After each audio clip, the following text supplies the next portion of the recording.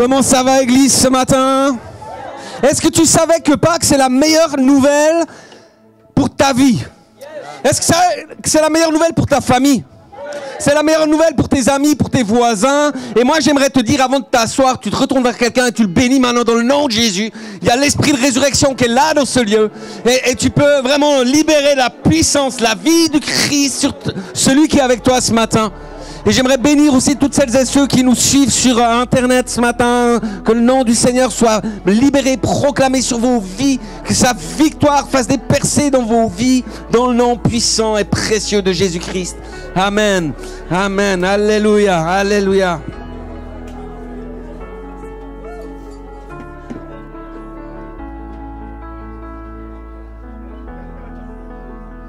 Ça va? Est-ce qu'il y a quelqu'un qui n'est pas béni encore? Non? Alors vous pouvez vous asseoir, prenez place.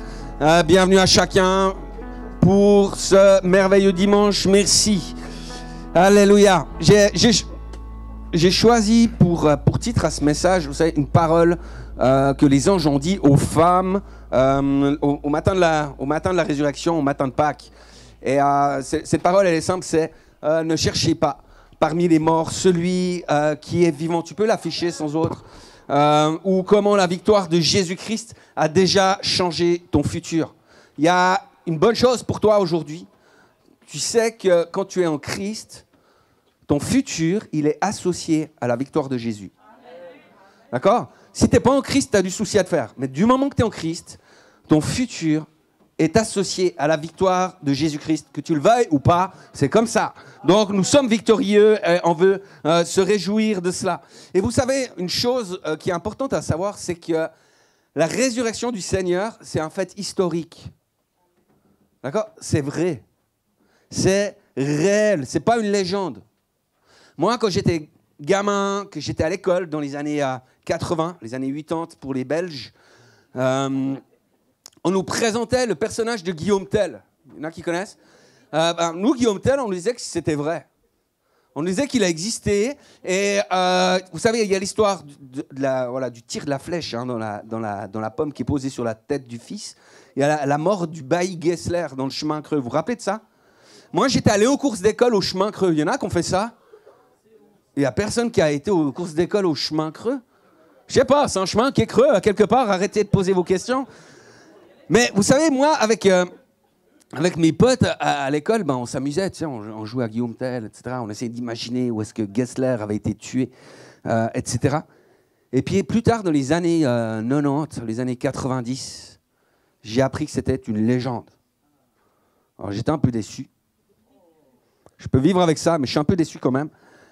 Mais quand on parle de Jésus, c'est pas une légende. C'est pas une histoire inventée. Il a réellement existé. Il a été crucifié sous Ponce Pilate, il est ressuscité au 3e jour. Et ça, les amis, j'aimerais vous dire, c'est un fait historique. C'est un fait qui est vrai. Maintenant, les gens sont libres de croire ou de ne pas croire à la résurrection du Seigneur parce qu'on n'est pas dans quelque chose d'ordinaire. Quand même quelque chose de spécial. Je ne sais pas si vous vous rendez compte, dans l'Ancien Testament, qui couvre environ 1600 années, on a seulement 3 résurrections en 1600 ans. Ça fait peu, hein? Il y a le fils de la veuve de Sarepta avec le prophète Élie. Il y a le fils de la Sunamite avec le prophète Élisée. Puis il y a cette histoire qui est extraordinaire. Vous savez, il y a un homme qui meurt. Puis au moment où on l'enterre, en fait, on creuse un trou, quoi, normal, tu vois, le style enterrement. Et là, il y avait les os d'Élisée qui reposaient au fond. Et au moment où on jette le défunt dans le trou, il touche les os d'Élisée, puis pouf, il remonte, il ressort. C'est gloire à Dieu, c'est des miracles post-mortem, il y a un truc de fou. Mais voilà. Et Jésus, il va faire trois résurrections aussi dans son ministère. Il y a la fille de Jairus, il y a le fils de la veuve de Naïn, et il y a Lazare. En fait, Jésus, en quelques années, il va faire autant que dans tout l'Ancien Testament. Un truc de fou, hein. En 3 ans. Voilà, 3 résurrections. Qui c'est qui est converti depuis plus de 20 ans ici?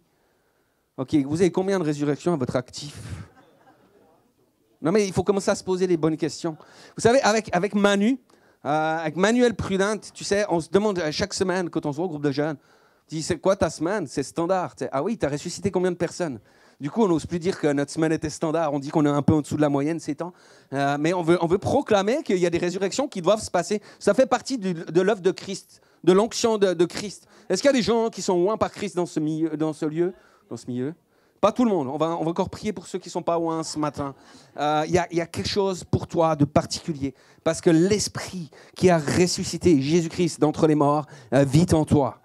Et ça veut dire qu'il y a quelque chose qu'on doit grandir encore. Alléluia.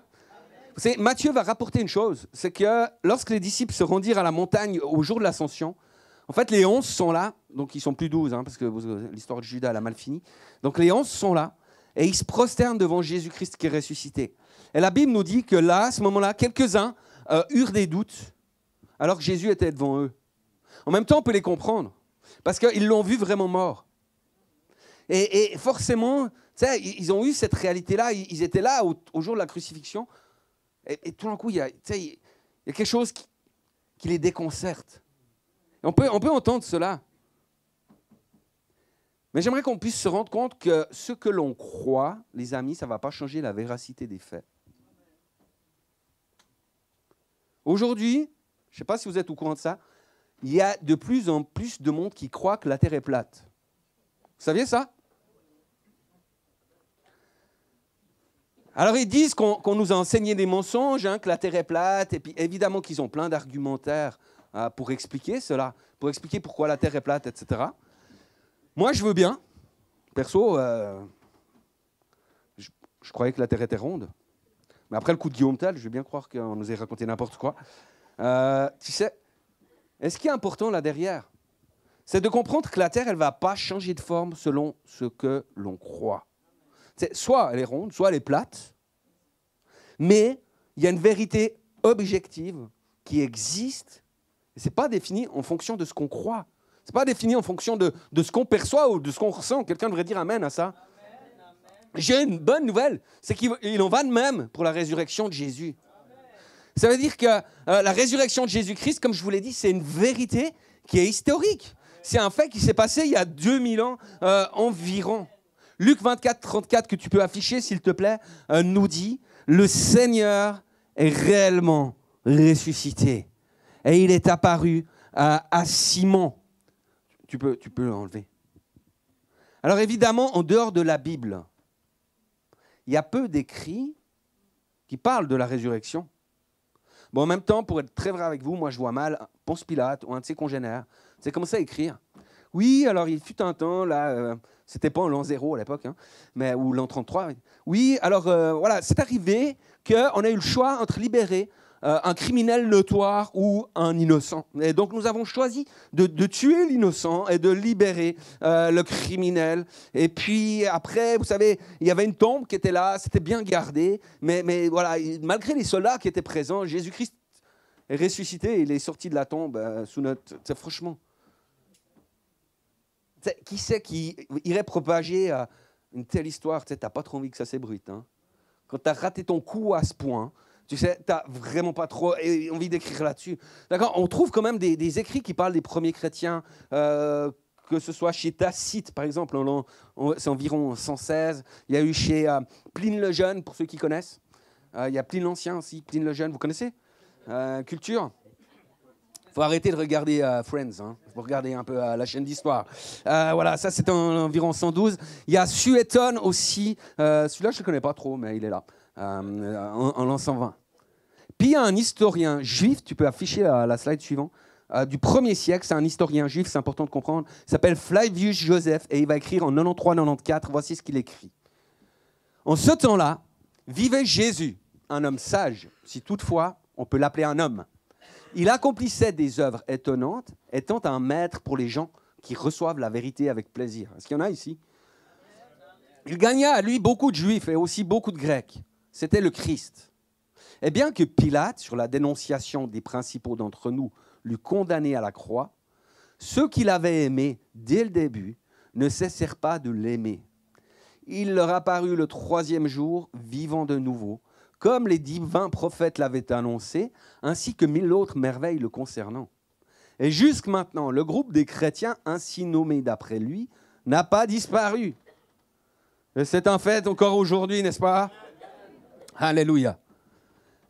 Alors c'est vrai que la plupart des écrits qui parlent de la résurrection de Jésus se trouvent où? Dans la Bible. Et j'aimerais vous dire un truc qui est hyper important. Le fait que les témoignages se trouvent dans la Bible n'enlève en rien à l'authenticité du récit, à l'authenticité des faits. Par exemple, vous savez, un qui a écrit, un des auteurs de la Bible, c'est Luc, l'évangéliste.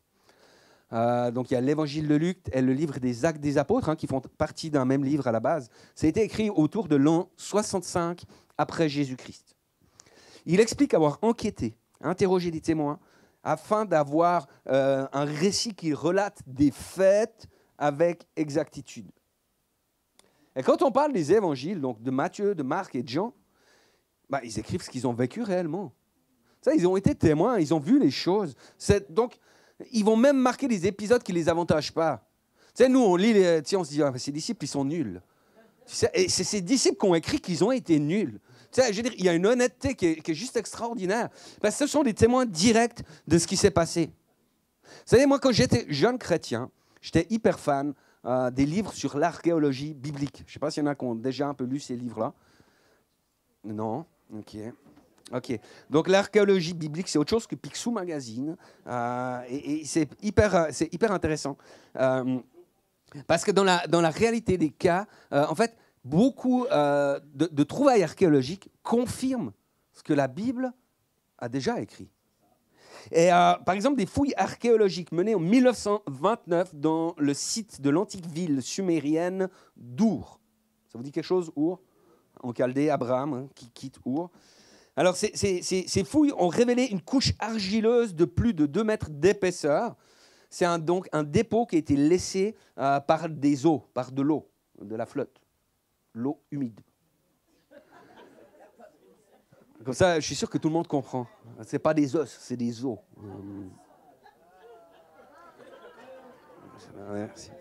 Merci. Mais pourquoi je vous raconte ça? Ce qui est intéressant là-dedans, c'est que, en fait, ce qu'ils ont remarqué, c'est que directement sous la couche, il y a des traces, il y a des vestiges d'une civilisation. Vous savez, un peu comme il s'appelle le volcan là, qui avait pété le Vésuve et puis la ville, Pompéi. Vous savez, Pompéi, ils ont retrouvé là, parce que c'était tout un coup brutal, etc. Et là, ils remarquent qu'il y a eu quelque chose de la même teneur, il y avait vraiment une rupture brutale qui était là. Et selon l'archéologue Werner Keller, cette couche serait une trace du déluge. Intéressant quand même. Il y a aussi des trouvailles qui ont été faites grâce à la Bible. Par exemple, il n'y avait aucune preuve archéologique de l'existence de la nation hittite. Et en fait, plusieurs chercheurs pensaient que les Hittites, c'était une invention de la Bible, ou bien qu'ils avaient exagéré, que ça n'existait pas. Et à la fin du 19e siècle, des fouilles archéologiques en Anatolie, c'est en Turquie actuelle, ont permis de découvrir, en fait, non seulement la capitale des Hittites, mais plusieurs choses qui ont prouvé que c'était une grande nation. Et vous savez, avant la fin du 19e siècle, à part la Bible, ces personnes connaissaient ça. Personne connaissait cette nation hittite. C'est fou, non? J'aimerais vous donner encore une rapide comparaison, si vous le permettez. Si vous ne le permettez pas, c'est pas grave, c'est moi qui ai le micro. Les œuvres de Platon. Platon, vous avez déjà entendu parler? C'est le cousin de Platini. Platon. On a retrouvé des œuvres de Platon, environ 7 manuscrits. Pas plus. Et l'écart entre l'original, donc le moment où ça a été écrit, et les copies qu'on a retrouvées finalement, parce qu'on a retrouvé que les copies, il est d'environ 1200 ans. La guerre des Gaules de César, Jules César. On a retrouvé environ 10 manuscrits. Et là, tu sais, la différence entre l'original qu'on n'a pas et les copies, c'est d'environ 1000 ans, donc plus jeune. Les annales de Tacite. On a retrouvé une vingtaine de manuscrits. Et là aussi, il y a un délai de 1000 ans entre l'original qu'on n'a pas et les copies. Mais il n'y a personne qui va remettre en question ces écrits-là, ces auteurs. Okay, tout le monde dit que c'est juste, on se réfère à ça, etc. Parlons du Nouveau Testament, rien que le Nouveau Testament.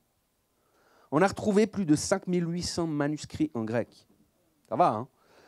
plus de 24 000 manuscrits en version latine, en version et d'autres langues anciennes. Et en fait, si on empilait ces manuscrits les uns sur les autres, on aurait une hauteur de 1,5 km. Et le papier, c'est pas grand, hein. C'est pas épais. Le papyrus, le papier, même les palimpestres, pour ceux qui connaissent, qui sont des sortes voilà, des parchemins qui sont écrits sur des peaux. Hein. Voilà. Donc ça, même ça, c'est pas épais. Donc 1,5 km de haut. Et les manuscrits les plus anciens, écoutez bien, on était sur 1000 ans, 1200 ans avant, vous vous rappelez? Là, on est sur une écart entre 25 et 50 ans.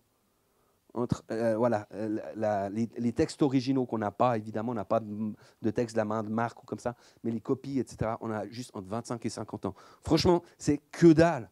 Donc ceux qui viennent vous dire que la Bible, c'est un document qui est falsifié, ils ne savent pas de quoi ils parlent. Simplement, ils disent des grosses bêtises et ils sont sûrs d'avoir raison. Et comme c'est moi qui ai toujours raison, voilà. Non mais là, on a environ, ça veut dire qu'on a environ 30 000 manuscrits de la parole de Dieu, de la Bible, du Nouveau Testament. Alors oui, faut bien comprendre, on a peut-être des grandeurs différentes. D'accord? C'est pas dire qu'on a tout le Nouveau Testament 30 000 fois, on a des manuscrits plus courts, des plus longs, etc. Mais on les a. Et puis, ça a été remarqué qu'il y a quelques petites différences quand même dans les textes.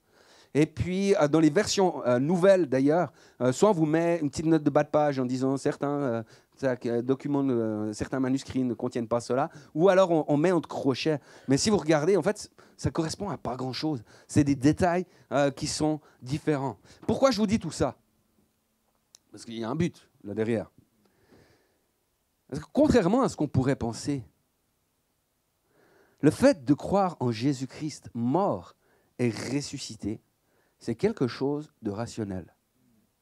L'événement, il est surnaturel, ça c'est vrai, mais la réalité, c'est que notre croyance, elle est profondément cartésienne. Et pour ceux qui seraient intéressés à approfondir le sujet, moi, j'aimerais vous encourager à pouvoir lire un livre ou regarder le film qui est de Jésus l'enquête. Tu peux afficher le slide, du pasteur Lee Strobel. Et vous savez, c'était un homme qui était journaliste d'investigation pour le Chicago Tribune et il voulait prouver à son épouse fraîchement convertie que l'histoire de Jésus, c'était une bêtise, ça n'existait pas. En fait, lui était athée et il est allé interroger des experts en histoire, en médecine, en psychologie, en théologie. Et puis à la fin, maintenant il est pasteur. Hein. Donc il y a eu quelque chose qui a changé. Et sa conclusion, c'est la suivante. Il dit « La résurrection de Jésus-Christ est l'explication la plus logique, la plus cohérente et la plus historiquement crédible. » Et il va témoigner de quelque chose en disant « J'ai dû me rendre à l'évidence. Cela aurait demandé plus de foi, de continuer à croire que la résurrection n'avait pas eu lieu, que d'accepter qu'elle ait réellement eu lieu. » Ouais, quelqu'un devrait dire Amen. Ça va, ça vous encourage? Tu peux enlever l'image, merci beaucoup. Le Seigneur est réellement ressuscité, les amis. Amen, c'est une vraie bonne nouvelle. Et moi, j'aimerais accueillir le groupe Louange, s'il vous plaît. J'aimerais qu'on puisse lire un texte qui est dans la parole. À la base, je n'avais pas prévu ça, mais le Seigneur m'a dit, il faut que tu lises ça. Hein, sur la crucifixion de Jésus. Ce que j'aimerais vous proposer, vous demander, vous exiger, c'est que vous puissiez juste fermer les yeux. On ne va pas l'afficher. Juste qu'on puisse fermer les yeux, se concentrer et écouter ce que le Saint-Esprit nous dit au travers de ce texte, tout simplement. Les soldats de Pilate emmenèrent Jésus dans le palais du gouverneur, le prétoire. Et toute la troupe se rassembla autour de lui. Ils lui enlevèrent ses vêtements et le revêtirent d'un manteau de pourpre. Puis, ils posèrent sur sa tête une couronne tressée avec des branches épineuses et placèrent un roseau dans sa main droite. Ils se mirent ensuite à genoux devant lui et se moquèrent de lui en disant « Salut, roi des Juifs !» Ils crachaient sur lui et prenaient le roseau pour le frapper sur la tête. Quand ils se furent bien moqués de lui, ils lui enlevèrent le manteau, lui remirent ses vêtements et l'emmenèrent pour le crucifier. En sortant de la ville, ils rencontrèrent un homme venu de Cyrène, du nom de Simon. Les soldats l'obligèrent à porter la croix de Jésus. Ils arrivèrent au lieu dit Golgotha, ce qui veut dire le lieu du crâne. Et là, elles donnèrent à boire à Jésus du vin mélangé avec un liquide amer. Après l'avoir goûté, il ne voulut pas en boire. Ils le crucifièrent et se partagèrent ses vêtements en tirant au sort. Puis ils s'assirent là pour le garder. Au-dessus de sa tête, ils placèrent une inscription qui indiquait la raison de sa condamnation. Celui-ci est Jésus, le roi des Juifs. 2 brigands furent alors crucifiés avec lui, l'un à sa droite et l'autre à sa gauche. Les passants l'insultaient en hochant la tête. Ils disaient, « Toi qui détruis le temple et le rebâtis en 3 jours, sauve-toi toi-même, si tu es le Fils de Dieu, et descends de la croix. » De même, les grands prêtres, les spécialistes des Écritures et les anciens se moquaient de lui et disaient, « Il en a sauvé d'autres, mais il est incapable de se sauver lui-même. Il est le roi d'Israël. Qu'il descende maintenant de la croix et nous croirons en lui. » Il a mis sa confiance en Dieu et a déclaré, « Je suis le Fils de Dieu. Eh bien, si Dieu l'aime, qu'il le sauve maintenant. » Et les brigands qui avaient été crucifiés avec lui l'insultaient de la même manière. À midi, l'obscurité se fit sur toute la terre et dura jusqu'à 3 heures de l'après-midi. Vers 3 heures, Jésus cria d'une voix forte, « Eli, Eli, lema sabachthani » ce qui se traduit par « Mon Dieu, pourquoi m'as-tu abandonné ?»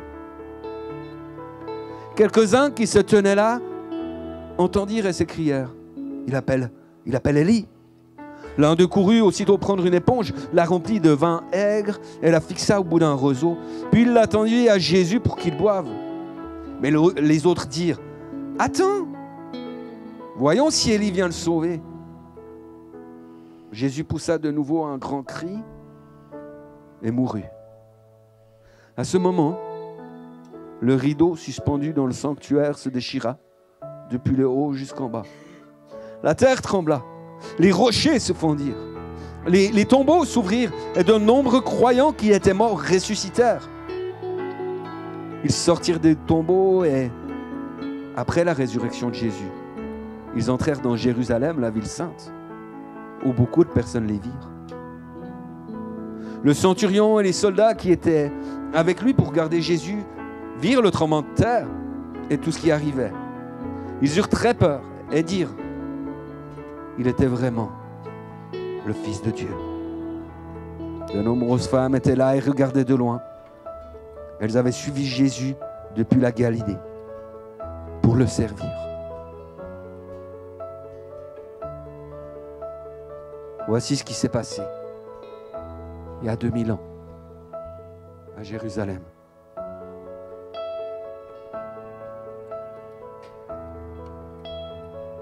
Vous savez, on a 4 évangiles. Et l'apôtre Jean, lui, a écrit le sien après. L'apôtre Jean a écrit le sien après les 3 autres. Et son but pour lui, c'était de pouvoir donner des informations qu'il n'avait pas retrouvées chez Matthieu, Marc et Luc. Il y a des détails qui lui l'avaient marqué, qui lui l'avaient touché et qui ne se retrouvent pas dans les autres évangiles. Et Jean va précisément détailler ce qui se passe à partir de l'arrestation de Jésus, sur son procès, sur sa crucifixion. Et il va écrire quelque chose qui l'a profondément marqué, et ça concerne ce moment où tout est terminé, ce moment où Jésus-Christ est mort. Je vais lire avec vous Jean, au chapitre 19, les versets 34 à 35, si tu peux les afficher. Et après, tu pourras mettre directement le slide suivant.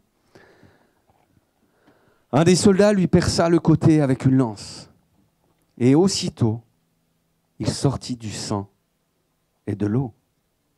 Celui qui l'a vu en a rendu témoignage. Et son témoignage est vrai. Et il sait qu'il dit vrai afin que vous croyiez aussi. Non, c'est pas celui-là. Merci. L'autopsie des tas de personnes, il ne sédimente pas. Mais le Christ a ramassé plein de coups sur le corps. Et ça crée des lésions pulmonaires en dessous. elle saigne pas, elle sointe. Et il sointe du liquide, il sointe du plasma.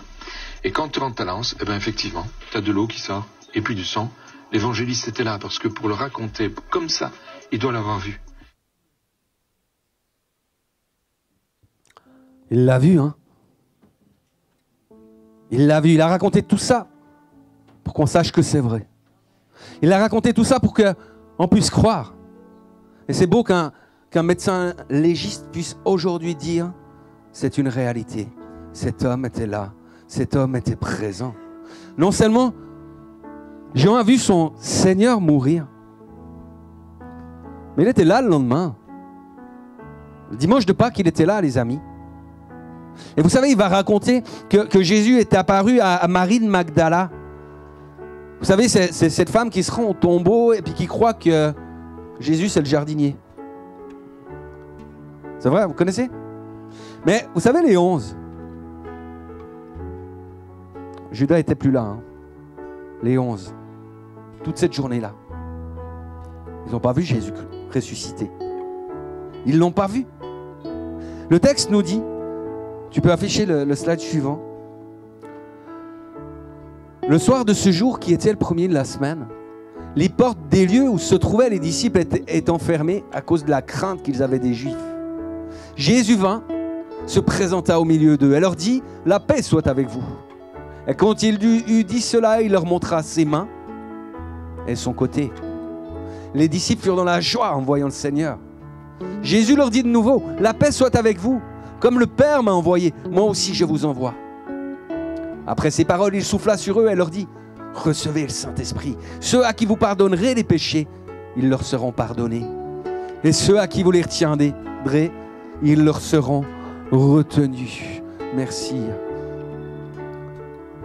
Ce soir-là, les disciples étaient enfermés. Ils avaient peur. Leur espoir était brisé.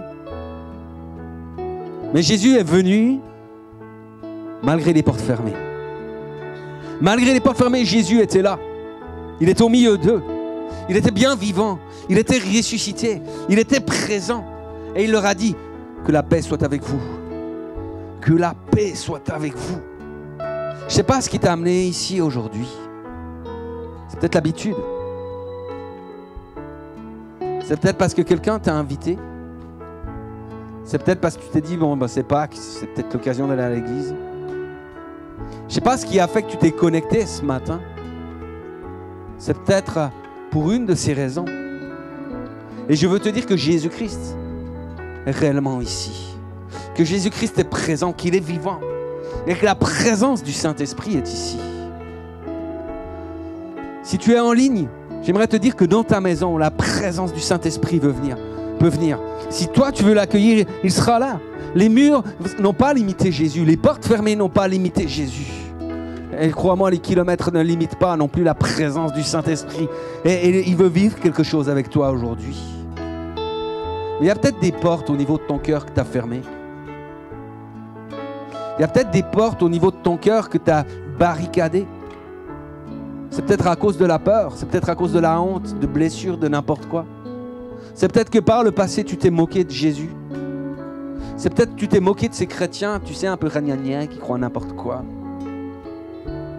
Jésus-Christ est réellement ressuscité. Et peu importe les portes fermées, Jésus veut venir dans ta vie. Et il veut libérer sa paix sur toi. Il veut te dire mais que la paix soit avec toi ce matin. Et il veut te montrer ses mains. Il veut te montrer ce côté transpercé. La preuve de son amour infini. Le prix qu'il a payé pour que tu sois réconcilié avec Dieu. Mais si tu regardes bien, quand tu le reconnais, alors la joie envahit ton cœur. Il y a quelque chose de gloire qui vient. Parce que Jésus est vivant.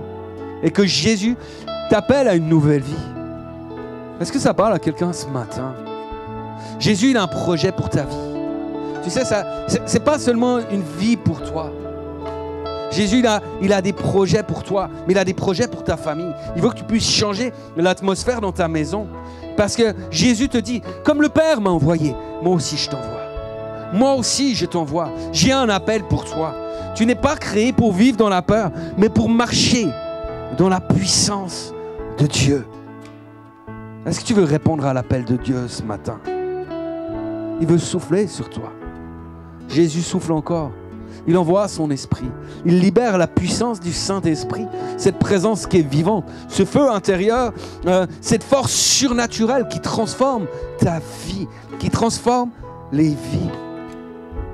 Alors si aujourd'hui, tu entends sa voix, ouvre ton cœur tout simplement et laisse-le entrer dans ta vie.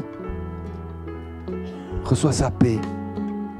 Reçois son pardon, reçois sa grâce et son esprit. Et moi, j'aimerais inviter celles et ceux qui sont présents ici et qui veulent accueillir Jésus ce matin comme leur Seigneur et leur Sauveur, à pouvoir se lever, à pouvoir oser ce pas de foi. J'aimerais t'inviter, toi qui es à la maison, à pouvoir oser aussi te lever. Bien sûr, on ne te voit pas, je ne te vois pas. Il y a peut-être des gens qui sont avec toi. Mais sache une chose, quand tu te lèves, ce n'est pas que tu t'exposes juste devant les hommes. Quand tu te lèves, Jésus-Christ, qui est assis à la droite de Dieu aujourd'hui, il se lève dans les cieux et il témoigne pour toi devant Dieu le Père. On veut prier ensemble. Est-ce qu'il y a des gens qui veulent se lever ce matin? Alléluia. On va prier ensemble une prière toute courte, mais une prière qui est suffisamment puissante pour changer ta vie. On veut prier avec foi ce matin. Amen. Et alors, simplement, j'aimerais vous inviter à pouvoir répéter après moi cette prière. Seigneur Jésus, je sais maintenant que tu es vivant. Je crois que tu es mort pour mes péchés et que tu m'accordes ton pardon. Je proclame que tu es le Christ et que tu es ressuscité pour donner la vie en abondance ici-bas et la vie éternelle dans ton royaume. Baptise-moi de ton esprit.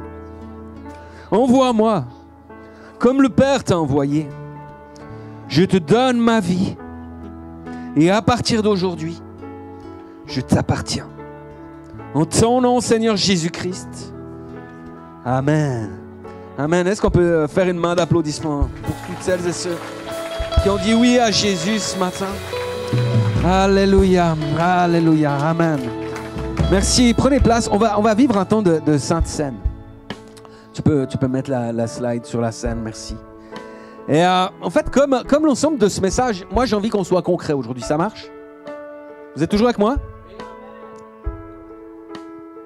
Alors si vous êtes en ligne, j'aimerais vous inviter aussi, on l'a déjà fait avant, mais à prendre du pain, du jus de raisin ou du vin, ça dépend ce que tu as à la maison. Si jamais, mets ta vidéo sur pause, tu peux rattraper après, tu auras un petit peu de delay, mais il y a quelque chose qui va se vivre ce matin d'extraordinaire avec Jésus, et j'aimerais t'encourager à pouvoir rester connecté ainsi. Et si tout d'un coup tu dis oui, mais chez moi, j'ai pas de pain, j'ai pas de vin ou de jus de raisin, etc., c'est égal, tu sais, prends des petits beurres, des biscuits, prends de l'eau, prends du jus d'orange, ce que tu veux. L'important n'est pas dans les éléments, l'important c'est dans ce que Jésus-Christ a fait sur la croix. C'est lui qui est ressuscité et c'est ça qui fait la différence. Alléluia. Donc c'est Jésus qui a enseigné, vous savez, la Sainte Seine. C'est lui qui a instauré la Seine. Ça va jusque-là, tout le monde suit?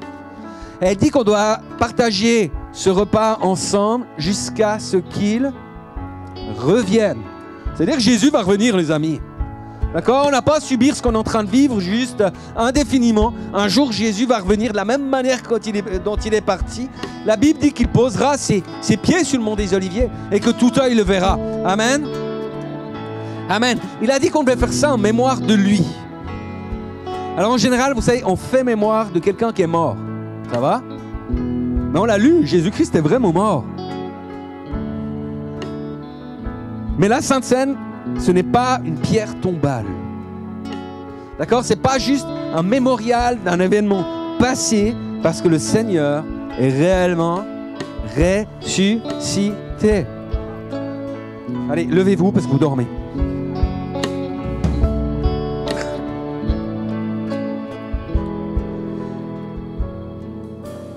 Le Seigneur est réellement ressuscité. Allez, avec moi, le Seigneur est réellement ressuscité. Vous y croyez pas? Le Seigneur est réellement ressuscité. Ok, on va prendre la scène. D'accord, ça va être énorme ce matin. Parce que Jésus-Christ est vivant. Amen. Asseyez-vous, on va lire un texte de fou. Vous verrez dans 1 Corinthiens 11. On va lire ça ensemble. 1 Corinthiens 11, versets 27 à 33. Vous verrez, j'ai mis verset par verset. C'était une question de graphisme aussi. On peut l'afficher en plein écran pour ceux qui nous suivent en ligne. Voilà, voici ce qu'écrit l'apôtre Paul. C'est pourquoi quiconque mangerait le pain ou boirait de la coupe du Seigneur d'une manière indigne se rendrait coupable envers le corps et le sang du Seigneur. Verset suivant. Que chacun donc s'examine sérieusement lui-même et seulement après l'avoir fait, qu'il mange de ce pain et boive de cette coupe. Car celui qui mange et boit sans discerner ce qu'est le corps se condamne lui-même en mangeant et en buvant ainsi. C'est pour cette raison qu'il y a parmi vous tant de malades et d'infirmes et qu'un certain nombre sont morts. Si nous discernons ce que nous sommes, nous ne tomberions pas sous le jugement. Mais les jugements du Seigneur ont pour but de nous corriger, afin que nous ne soyons pas condamnés avec le reste du monde. Ainsi donc, mes frères, lorsque vous vous réunissez pour le repas en commun, attendez-vous les uns les autres. Ça vous parle? Attendez-vous. Wow, je sais pas pour vous. Moi, quand je dis ce genre de texte, ça me fait un peu flipper. Un tout petit peu quand même, hein. On se dit, là, tu regardes ton kit de Sainte-Seine, tu dis, je dégoupille pas. Est-ce que ça va me bêter à la tête ou pas? Tu sais, est-ce que... En fait, je pense que c'est pas un mal. C'est bien que ça nous fasse un peu peur de temps en temps. Est-ce qu'on parle de Sainte Seine? Et chez nous, les évangéliques, on peut dire qu'on a un petit problème avec le sacré quand même. On sait pas trop comment gérer ça. Alors, tu trouveras toujours ceux qui s'examinent vraiment en profondeur. Ils vont tellement profondément, qu'ils font de la spéléologie. S'ils continuent de creuser autant, ils risquent de tomber sur un squelette de dinosaure, sur un truc comme ça. Mais sérieusement, on doit comprendre quelque chose qui est tellement important, les amis. C'est que si prendre la Sainte Seine de manière indigne libère des malédictions, libère un châtiment qui se manifeste notamment au travers de morts prématurées. Vous savez ce que c'est qu'une mort prématurée? Il y en a qui savent? Il y en a qui ne savent pas? Tout le monde sait? Il y a une cause avouée. Bravo les humbles. Une mort prématurée, c'est quand tu meurs alors que ce n'était pas ton heure.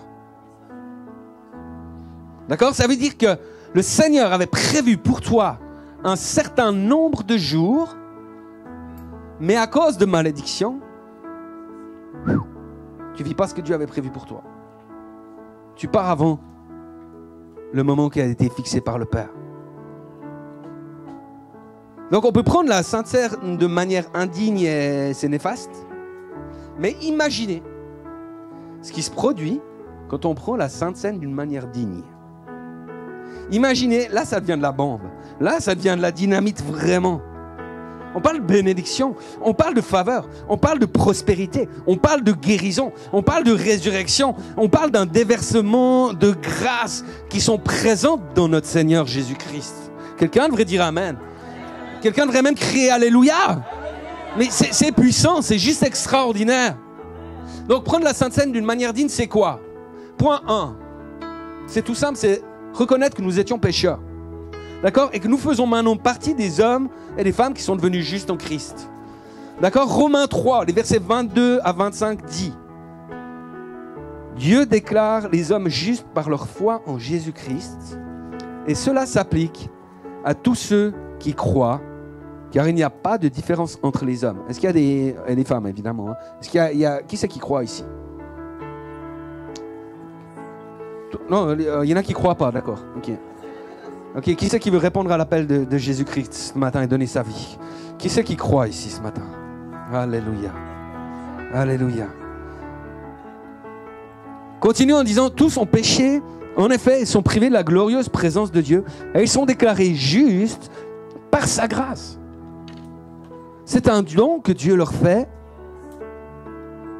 par le moyen de la délivrance apportée par Jésus-Christ. C'est lui que Dieu a offert comme une victime destinée à expier les péchés pour ceux qui croient en son sacrifice. La deuxième chose, c'est d'oser la repentance. C'est important. Demander pardon pour les péchés commis et changer de voie. Et d'accorder un réel et complet pardon à ceux qui nous ont offensés. Si ce n'est pas fait, c'est chaud. Donc fais-le vite. La troisième chose, c'est reconnaître notre condition avec humilité et avec reconnaissance. Et dans cette même dynamique, on doit reconnaître le corps de Christ qui est l'Église. On en fait pleinement partie, tu sais, on a besoin des uns et des autres. Jésus-Christ n'est pas venu faire alliance avec des individus. Il ne fait pas alliance avec des individus. Il sauve des individus, mais il fait alliance avec un peuple. Et il vient rechercher une épouse. Il vient rechercher, nous sommes le corps de Christ. Jésus-Christ est la tête, mais nous sommes le corps de Christ. La Sainte Seine est un acte prophétique. C'est une déclaration de guerre que nous brandissons contre l'enfer, contre Satan, contre toute la puissance de l'ennemi. Et la Sainte Seine est une déclaration de victoire où nous soumettons nos propres mémoires et nos intelligences trop souvent limitées. Parce qu'en Jésus-Christ, nous avons obtenu le pardon des péchés. Nous faisons partie d'une race élue, d'un sacerdoce royal en Jésus-Christ, notre Seigneur. J'ai une question à te poser ce matin. On va partager le pain si vous voulez préparer en enlevant l'opercule de votre kit. Qui ça? Merci. Je pense qu'il y a des fois, mieux vaut tourner cette fois la langue dans sa bouche. Qui a besoin de vivre une guérison ce matin? Que ce soit au niveau psychique, que ce soit au niveau physique, que ce soit au niveau émotionnel. Qui c'est qui a besoin de vivre une guérison ce matin? Parce que ce matin, il y a des guérisons qui vont être libérées. Si tu es connecté avec nous sur Internet, il y a des guérisons qui vont être libérées dans ta maison. Attends-toi à les recevoir aujourd'hui. Est-ce qu'on est d'accord de prendre cette scène dans la foi? C'est vraiment la foi que Jésus guérit toutes les maladies. Toutes les maladies. Pierre a écrit en parlant de Jésus, il a porté lui-même nos péchés en son corps sur le bois, afin que, mort au péché, nous vivions par la justice. Et il va ajouter, par les meurtrissures duquel vous savez été guéris. C'est un fait, tout est accompli. Mangeons ce pain, frères et sœurs.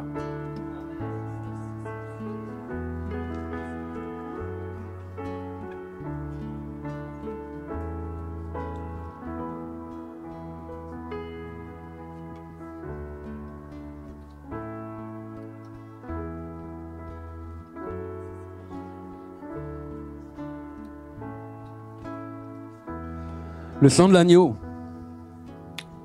c'est le sang de l'agneau de Dieu. Jésus-Christ est l'agneau de Dieu qui ôte le péché du monde. Ce sang déposé dans nos vies est une barrière qui interdit à Satan d'agir. C'est une alliance nouvelle qui a été posée sur ta vie, sur celle de ta famille, car le sang de Jésus crie plus fort que celui d'Abel. On veut prier par ton sang, Seigneur Jésus. Nous sommes lavés, nous sommes rachetés, nous sommes réconciliés avec le Père. Par ton sang, nous sommes protégés. Aucune arme forgée contre nous ne pourra prospérer. Et comme au temps de l'Exode, lorsque le sang de l'agneau a couvert les portes, nous déclarons que ton sang couvre nos vies, nos foyers, nos enfants à venir et chaque génération après nous. Seigneur, alors qu'on va boire cette coupe, nous proclamons ta puissance. Nous recevons la vie en abondance et nous activons par la foi l'alliance du sang qui nous garde, nous scelle et nous propulse dans ta destinée. On veut déclarer ensemble ce matin, je vous invite à vous lever, on va faire ça, on va déclarer ça ensemble.